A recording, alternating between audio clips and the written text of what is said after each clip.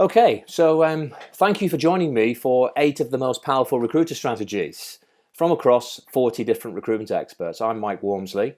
I'm the founder of recruitmenttrain.com, and in the next 60 minutes, I'm going to show you the insider secrets, as I see it, of some of the world's top performers. So straight into the session. I'm actually going to give you 2 bonus sessions today, but as you can see from the agenda, I'm going to give you some ideas on how you can win new business, very simple strategies that can easily be embedded into a business and crack preferred supplier listings on the back of that perhaps. I'll share with you a technique which enabled a New York recruiter to generate 11 exclusive candidates, 9 of which were not on LinkedIn, and this is for $15,000 fees, which he described as they're almost like falling off trees. So easy business, but couldn't find the candidates. Then I'll share the hidden vacancy technique, and as you can see, some other techniques on there which I really hope will be beneficial for you and your business. And towards the end, I'll reveal 2 bonus techniques which really will, I think, make somebody wealthy. And I hope I'm right for you, but please hang on to the end because there's some material there which is not being used in the market, which I think somebody could really grab hold of and make a lot of money as a result. There's a testimonial from somebody I've worked with, just to give you an idea of the credibility behind some of the concepts. They do work. Sometimes they'll need some adaptation, of course, editing into your style, but if you have a mindset of how can that work for me, as opposed to that wouldn't work in my market, you will definitely get more value. And that's a good principle, by the way, to train your own staff. How could that work for me rather than, oh, that wouldn't work for me. It's a much more positive attitude. So technique number 1. This is how I coached a $30,000 a month biller, so that's pretty good billings, this is gross profit of course, to £1 million a year. And that was around about 12 months. And I coached him for 1 hour. So I'll give you the anecdote. I sat down with him and asked him how he was winning business, and I gave him 1 or 2 ideas, one of which he ran with. And a while later, I met him at a Christmas function, and I said, how are you getting on? He said, I've had a fantastic year, Mike. I'm now pro rata £1 million a year billings. And I have to say, it's down to you. So I was very gracious about this, and I said, well, you know, it's an idea. You implemented it. Really, it's your hard work. And he said, no, Mike, I wouldn't have done it without you. So what I really taught him was that when you are talking to, or when your staff are talking to senior level candidates, to qualify them as if they are future clients, and then to do something about it, which I'll share with you how he went about doing it, the advice I gave him. So a simple question when you're interviewing is this. So let's imagine you interview 10 senior candidates over a period of time. I want to find out who recruits the most, and then I want to look after that candidate in an extra special way. So a way to find out how often they recruit whilst you're interviewing them for a potential role that you could place them in is this. You know, one of the key things employers are looking for in people with your kind of background at your level is the ability to build teams. Could you tell me about the teams you've built over the years and how you went about doing that? So if someone recruits, say, 20, 30 times a year, or 50 times a year, or 3 times a year, you can qualify where to invest your time. Now let's make an assumption here that you can't place that particular candidate. Ordinarily, people in your business, candidates, they've been interviewed, they've been pushed away, and then they land a big job somewhere else, perhaps through one of your competitors. And when you knock on their door, they don't want to talk to you or your staff because they felt you didn't look after them. Whereas in this world, you put together a senior candidate tracking pro forma. So this is a simple template where you know, the recruiter I referred to would make a note of the senior candidates he's tracking. He would work out how many staff they have, and then he'd put a plan of action into place to do good things for that person. So this is what the recruiter did that I'll share with you. He did regular updates. Just think about that. Very simple. And he called them out of office hours quite often to send a message of work ethic. He then demonstrated selectivity, words to the effect of, you know, we're working really hard, trying to find the right role for you, but you'll probably recall when we first met, I suggested to you that we will not waste your time. We're only going to try and find the right role for you. So at the moment, the market's very active. I haven't quite got the right role for you, but rest assured, there's a lot of work going on behind the scenes to try and find that right position for you. So he positioned himself as a trusted advisor. He rewrote their CV. He sent useful articles to them. As it happens, he's a pretty good golfer. He found out a few of the candidates like golf. He played golf with them at the weekend as candidates. He took them to Arsenal Football Club as candidates at the weekend. He went for a coffee with them. He had a beer with them. He even helped one of them prepare for an interview, even though it was through a competitor. He helped that person get the job. And sometime later, not that long later, by the way, this candidate landed a job as an IT director in a FTSE 100 company and called him and gave him his first contracts in that organisation. And the recruiter said to him, "Oh, I thought you dealt with XYZ company on your PSL." And his response was telling. He said, "My staff deal with whoever I tell them to deal with, and I'm telling them to deal with you." A very, very simple thing to do. It does require some work ethic. The key is have a tracking system where you can monitor it at board level, make sure it gets done, and then have a hard-working recruiter who's going to execute. It's going on to some degree or other in some companies, maybe even in yours. But is it been done systematically? Are you measuring and monitoring it? Because that's the way to really make it turn big. So, simple idea. Technique number one there. Now, technique number two, and I do have techniques today from the contract market, the temp market, senior level. So stay with me if that one was outside the scope of what you do. Now, last year, I had a client in New York, and he called me and said, "We've got $15,000 fees hanging off trees over here. We can't fill them." So I taught him a very simple technique, which was designed to access similar candidates. So not referral based, slightly different kind of candidate generation. He went away and he came back to me and said, "I've got 11 exclusive candidates, 9 of which are not even on LinkedIn. And this is how it was done." By the way, I taught this company the same technique, so it wasn't this business, but they generated a lot of revenue in their business too. Fast growth business up in Manchester. So the technique that I'm referring to in New York was this one, peer references. So as these words are coming up on your screen, think about two things. The first is, how would it work for you? The second is, if you're already familiar with this technique, are you doing it? Because knowing something is not the same as doing it. The company in New York executed. And if you just look at the words as they appear on your screen, and please take a moment to read through them, you'll see that this is designed to get access to former colleagues, sometimes current colleagues if there's a real trust there, but usually former colleagues who've done a similar job to the candidate that you're talking to. So interestingly, I've had people look at these words. When I was in South Africa on tour, for example, I was presenting to about 100 and odd people, and one lady in the audience put her hand up and she said, "Mike, this technique will not work in my market." And I said, "Why is that?" She said, I work in the engineering market, and engineers are very conservative, very, keep themselves to themselves, and they wouldn't give away information like this." And I said, "That's interesting." I said, I put a question to the audience, and I said, as a generalization, as a stereotype, who would you say is stereotypically more conservative, accountants or engineers? And of course, the whole room put their hand up and said, "Well, we think it would probably be accountants." And I said, that's really interesting because the market I predominantly worked in at this, when I was driving this myself, was the accountancy market. So sometimes you can dismiss ideas thinking they're not right. The New York recruiter, on the other hand, he said to me, "Mike, all I did was copy the words. I learned them and then I delivered them to the candidates." Now, for some of you, that might be a step too far. You think, I don't want to borrow somebody else's words. I want my style, my personality, my delivery, and so on. That's simple. That's just about reworking the words. But look where the benefit is in this approach. At the top, in the first sentence, stand out from the crowd. The second sentence, use those positive comments to sell you more effectively. And at the bottom, can give you a positive testimonial about your ability to help you get a better job. A very, very simple approach.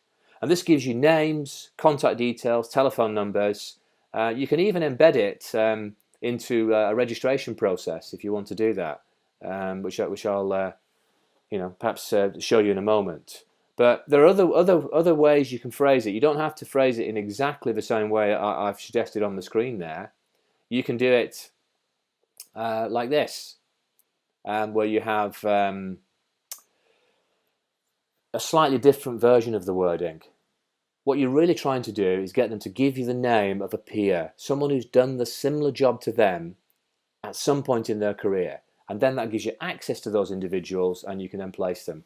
For what it's worth, this was an executive search technique, but I used it in permanent contingency, and I also used it in the temp market. It's a little gem in the temp market, by the way. You can generate lots and lots of candidates, as I discovered all too well whilst I was growing Parker Bridge. So that's the idea. Here's some example wording for the registration process. So if you still have a registration process online or offline, you might want to consider wording like this. And when I did it, I got candidates just filling these details in. They gave me names, job titles, telephone numbers, email addresses of other good individuals, and that enabled me to then get into conversations with those people and convert some of them into candidates that I could place in the same way that the New York recruiter did. So have a think about that one. Very simple action. There are actually over 35 different ways to find candidates free of charge, not including the web. This is just one of them, but I hope you'll find it to be valuable. Now, you can also use a traditional recruitment technique like that within LinkedIn. So later in today's webinar, I'm going to show you how to do that. Technique number 3. Now, this could make you hundreds of thousands of pounds. And this will help your recruiters to generate new positions before they even come live. So imagine a typical organizational chart. You're on a client meeting now, for example. Of course, you might ask a question, when you're recruiting Simon, if you're meeting him, what would you say is the most difficult kind of individual to recruit? Good question. But then you can go deeper. So of the 20 staff you've got working, Simon, working for you, how many of those would you say are truly outstanding? How many of those would you say are good? And how many would you say are underperforming? Now, let's say he had 20 people. When I do this with recruiters and I ask them and I say, what would you think? They usually say 2 superstars, 15 or so good or average, 3 underperforming, somewhere in that range. So on that basis, you can then say to your client, if I were able to find you an outstanding blah, blah, blah, who could help you upgrade, how interested would you be in seeing that person? Now, this is a dynamite technique in the contract market because quite often you can relatively easily replace an underperforming contractor. And what it does, if you're a manager, how often have you personally ducked a difficult decision? You've got 10, 15 people working for you, 2 or 3 people underperforming. You know you should do something about it, but you leave it for another week. Then you leave it for another week, and you leave it for another week. Whereas imagine a recruiter coming to you and putting that to you. Might you just think, okay, yeah, you can find one like that for me, Mike, I'd see them. So enjoy the technique. As I say, it's slightly stronger in the contract market. It does work in the permanent market too, but have some fun with it. Train your staff how to do it, and I guarantee you're going to get some new business that other recruiters will not get if you implement that. Now, this next one, a £500,000 biller in the northeast of England, has close to 100% success rate by using this next approach. And basically, it's using verbal referencing via InMail on LinkedIn.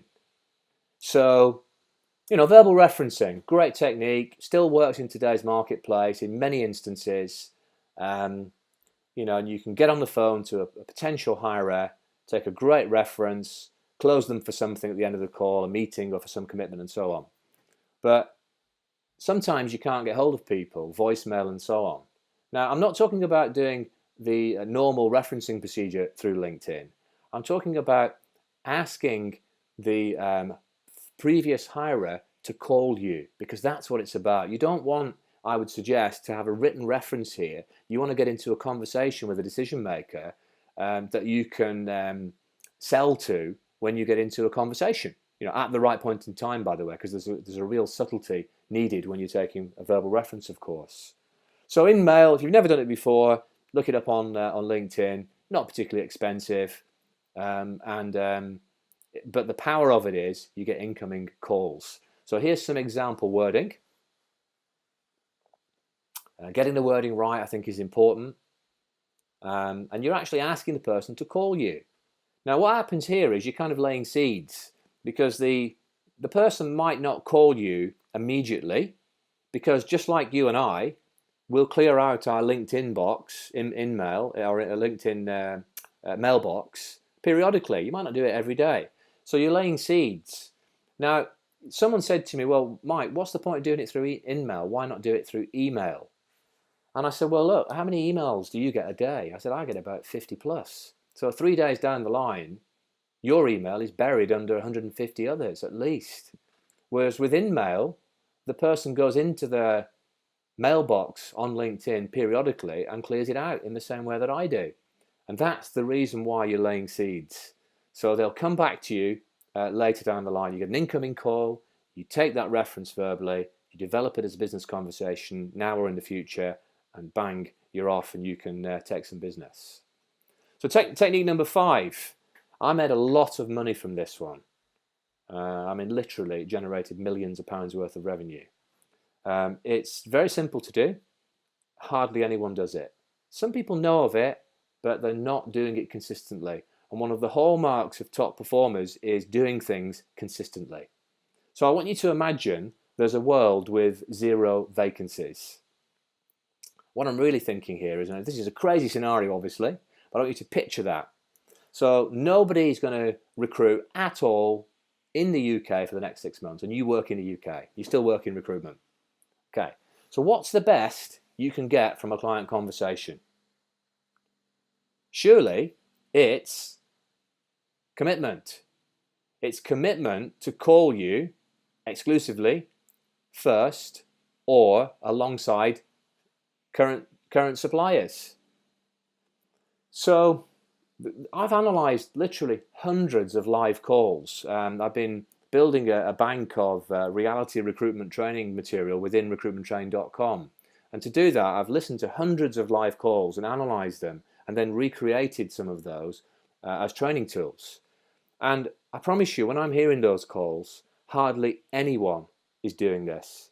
So if you think your staff are doing it, I suggest you sit with them, you listen to their calls, and the calls will probably end with something like this. Thanks very much for your time. Would it be okay if I gave you a call in a month or 2? No, don't do that, Mike. We've got your number. We'll give you a call if we need you. Surely that's not selling. What selling is closing. It's closing for commitment. It's getting someone to see value, and that's important, in calling you exclusively with the next hire, or calling you first with the next hire. Or if you can't close for either of the first 2, calling alongside the others. But certainly asking the question and trying for that is major. The key to this is establishing a need. And we haven't got time to go into fine depth on that, because it's kind of a half-an-hour webinar on its own, really. But you know, when I'm on the phone and I'm trying to close someone for commitment, you know, I know that I can't just say, look, we've been established for years and we're a great company, we supply great candidates. Will you call me exclusively? Because that's not the way you do it. But if I can find out there's been an issue because I asked the right question. So let's say it's something like this. John, just one final question. We're doing some research on cultural fit within organisations. Could I just ask you, typically when you're hiring, how many people might you see in the hiring process? Probably about 10, Mike. Okay. And of those 10, how many would you say do not have the right personality or cultural fit in your organisation? Probably 6 out of 10. Really? That sounds a little bit on the high side. Actually, on that point, may I ask you, how are your current suppliers reducing the risk of that cultural mismatch? And I'm creating professional doubt there. Don't really know, Mike. Let me explain how we've more or less eliminated that problem. You know, close to eliminated it. We systematically check verbal references with the previous hiring managers wherever we possibly can. We probe into the culture, the personality fit verbally with off-the-record comments. We also speak wherever we can to former peers, people they've worked with, and we do a 360-degree check to assess their personality fit, and so on. How does that sound in comparison to what you've been receiving? It sounds better. Well, from the way you've described that, it sounds like I should be able to save you some time and money. How would you feel about working with me the next time you're looking to recruit? Now, if the client says yes, then I'm going to try and close them for exclusivity. Well, I believe I can save you the time of having to deal with any other recruiters round about that time. How would you feel about working with me exclusively? If they say no and I can't turn it around, okay, well in that case, how about simply calling me first? Which is effectively the same as exclusivity in any case, as I'm sure you gather, because when the client calls you first, you'll close them for exclusivity. But I've gone through that rather too fast, really, because it's a little bit more involved, but that's the essence of it. The main thing is working out, are your staff, are you closing for commitment? And if you're not, start to do it. Do it on the phone, do it at client meetings. It's easier at client meetings, of course, because you can uncover more issues and you can sell solutions to those issues. But for goodness sake, start to try. And people thought I was lucky when I was working the desks, because every now and then I get a call out of the blue. And the reason is I closed them earlier in the process. I closed for commitment. I sent written confirmation of what was agreed. And later down the line, some people stuck to their word. Not all of them, by the way. But if you speak to 100 people and you try this with 100, even if only 10 stick to their word, and even if 5 of those are fickle and go off with another recruiter, you've still got 5 new clients that you wouldn't have had. So, are you measuring commitment? And, having processes and performers and templates in your business so that, you can check it. Because you could train your staff how to do this, but how do you know they're doing it? Well, you can do call recording, you can sit next to them and so on, but you can also measure the number of times this kind of email or written follow-up goes out to a client. So I hope you'll find that a useful idea to improve the process within your business. So we're kind of halfway through.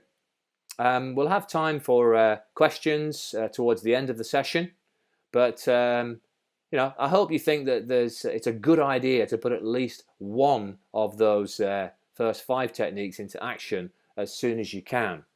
And then if you're already doing this, some of it, then ramp it up a little bit, check on how people are doing it.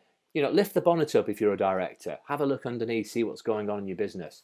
Sometimes you'll be disappointed, but at least you've found out and you can then take some action to put it right. Call recording is a great way to do that. If you've got a VoIP phone system, it's very easy to do call recording en masse, to listen to the calls via your PC, and coach your staff to make improvements. Okay, on to technique number 6. So this London client won a couple of accounts, quite significant accounts, as you can see, worth 1.3 million through this simple social media strategy. Now, almost certainly, you'll be using LinkedIn, I guess. So you'll be familiar with who's viewed my profile. Now, what are you doing with it? Is it just washing over you, or are you actually using it as an opportunity to generate candidates and clients? I read a great book called The Thank You Economy by Gary Vaynerchuk. And it's interesting. I'm going to give you some feedback about that. But when your profile's being viewed, are you doing a 3 times a day check on that? And then are you following up? But not like this. This is one that I got recently. I've changed the name of the person, obviously, but it's word for word as it was. It was a little bit, I don't know, it didn't send the right message to me. I don't know, the reason I'm sharing that with you, it doesn't matter who's done it. It might have been you. It's about thinking through the wording you're using. More importantly, if you run a larger company, it's about you process driving the wording. So you've got templates, because, if someone's got better written word than you, then why not use their written word? Because it's going to be more compelling and it makes a difference. So this one put me off, whereas, another way of doing it is benefit. So thanks for viewing my profile recently.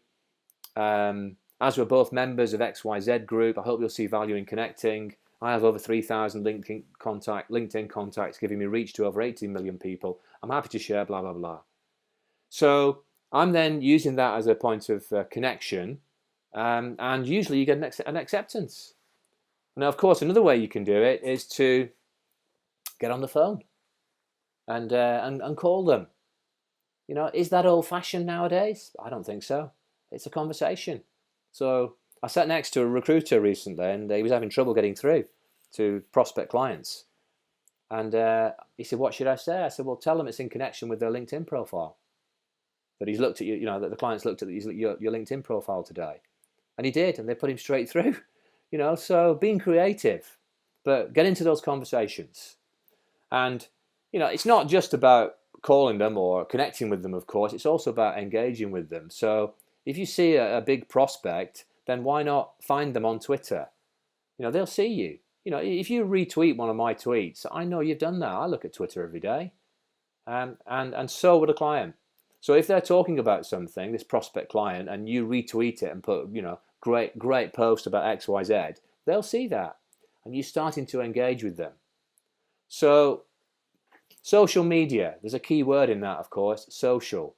So it's a pull strategy. Let's get the customers to come to us. What Jay Vaynerchuk was talking about in the thank you economy, he said nowadays there are companies, and this is beyond the scope of most recruitment businesses, I'm not suggesting you do this, who bigger organizations now have full-time people who are responding to tweets and messages coming through social media. So they're talking to people. And if you think about it, a shopkeeper, if somebody walks into your shop and your livelihood depends on it, you won't just let them walk around the shop and walk out. Surely you'll talk to them in some shape or form. A small grocery shop on the corner in a village or something. You get to know the people. So what really Jay is talking about is engage with social media and use it as a pull strategy. So if someone looks at your profile, talk to them.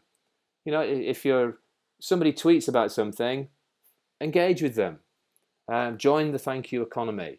And what he's really saying is thanks for looking at my profile or something like that. So really build it in as a daily routine, and start to monetize on the back of that. Build relationships. This business is relationship driven. We all know that. Build relationships with candidates, build relationships with clients. So the recruiter I referred to got into conversations with a couple of major clients. Next thing you know, he's tied up some major deals for them worth a lot of money. Okay, technique number 7. 70% of all the placed candidates sourced free of charge. Let me share the story with you. I did some board level work with this company, and I asked them for a candidate source report as part of the board pack.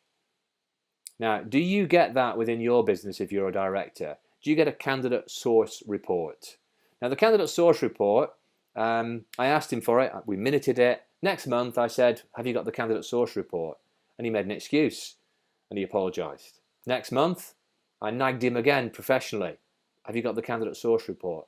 "Oh, sorry, Mike, something came up." I said, "Look, we really need this next time."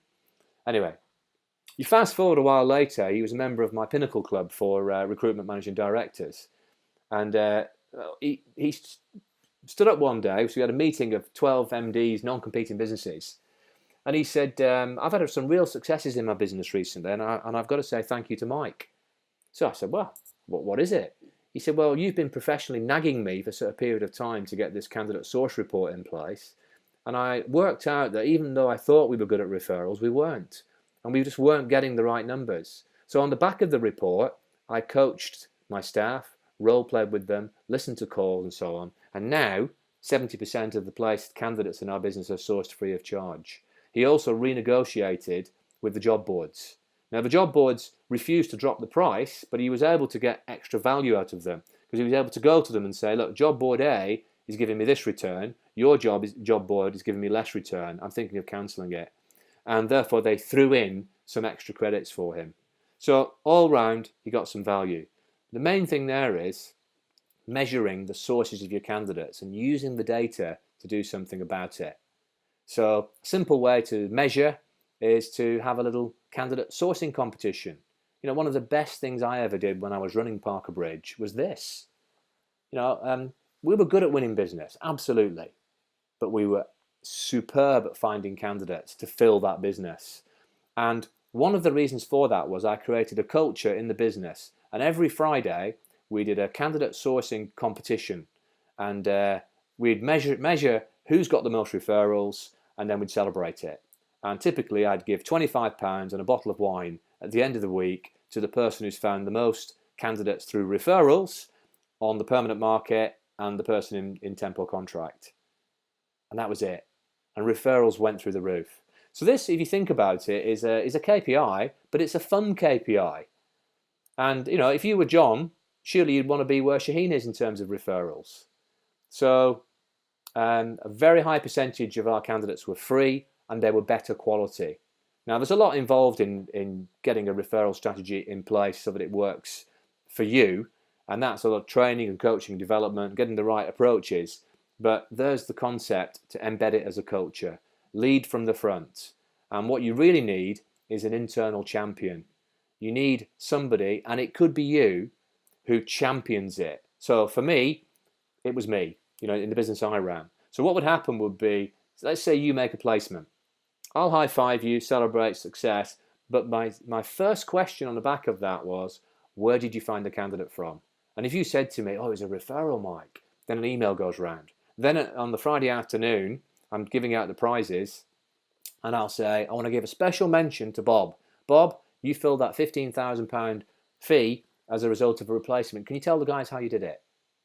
And so I'm getting him to reinforce the good message. And that's down to having an internal champion in your business. So is that you? Somebody who's constantly praising success, reinforcing success, reminding people of the value of it, coaching them, training them. If you do those things, I guarantee you will get better returns within your business.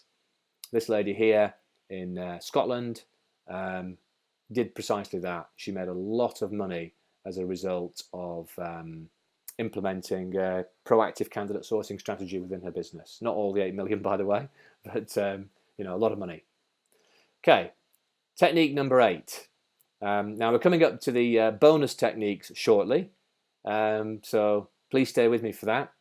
When I talked about this technique to a client, he actually said to me, "Don't tell anyone else, Mike." But I've been training people for years on this. Most recruiters sadly don't do it, and there's a reason for that.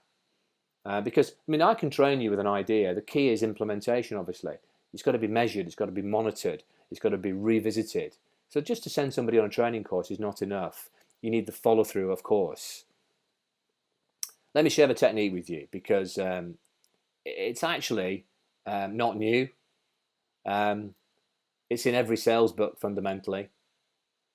But there's the sobering question. How many client referrals did you get last month? Did you or your staff get last month? Now, what I mean by this is not reactive referrals where someone calls in out of the blue and says, my friend said you're a really good recruitment company and I'm calling to see if you can help me. I'm talking about proactive referrals where you go out there and you get the referrals. So could I suggest you do this little exercise with me right now, please? If you've got a piece of paper in front of you, I'd like you to draw 3 columns. In the left-hand column, please simply write down the first name of your best 3 clients. So not the company, the name of the individual person. In the middle column, if you could write down the name of the company where they used to work, not their current company, the previous one. Now, some of you are stumped right now. Based on my experience of doing this in San Diego, Toronto, Singapore, Sydney, Johannesburg, other parts of the world. It's a fun exercise because it gets you thinking. The third column on the right is how much have those previous companies spent with you in the last 12 months. So referrals. There's lots of ways to get referrals. One simple way is your existing clients, and you can leverage sometimes warm relationships in companies they've left. You can also leverage warm relationships in companies they know of, people they know in other businesses. But however you do it, remember client referrals take you around the gatekeeper. You're trying to get into that key client. What's the call in connection with? Well, I've been recommended to speak to him via such and such a buddy. It gives you a significantly improved chance of creating a warm call. So the question then is, why don't you do it more often? The answer is probably this. So you've got to collect the information systematically and you've got to measure and champion it.